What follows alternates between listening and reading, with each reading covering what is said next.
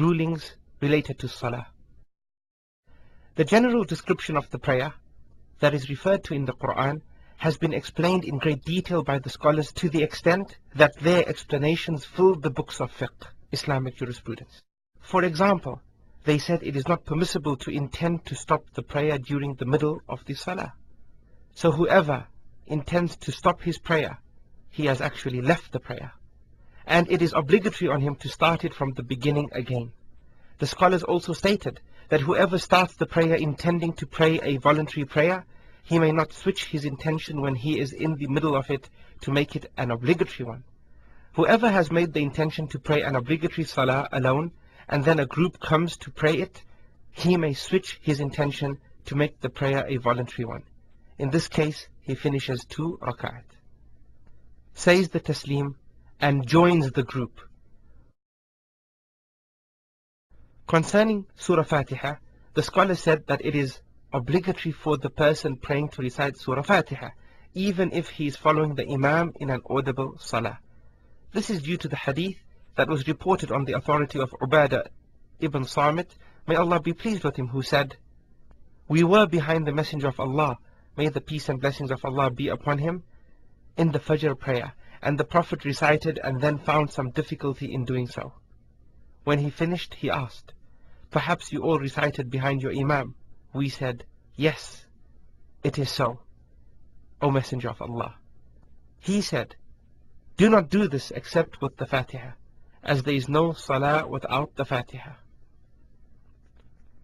After saying Surah Fatiha, it is sunnah for the one praying to say Ameen, whether he is praying himself, or being led, or even leading the prayer.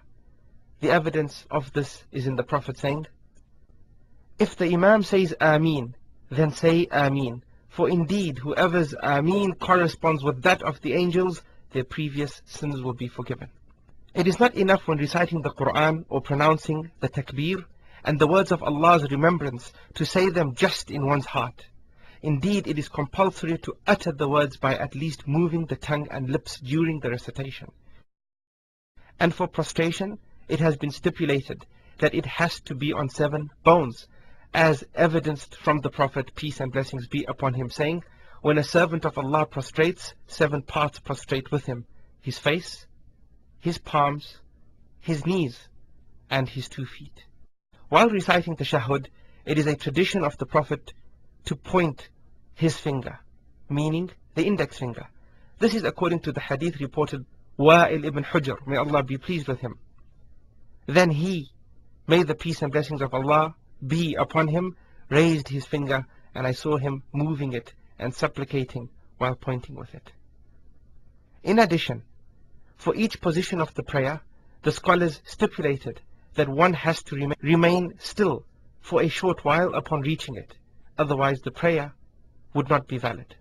This is due to a hadith reported on the authority of Abu Hurairah, may Allah be pleased with him, who said, 'The Messenger of Allah, may the peace and blessings of Allah be upon him, entered the mosque. Then a man entered after him and prayed. After that he went to the Prophet, peace and blessings be upon him, and said salam to him.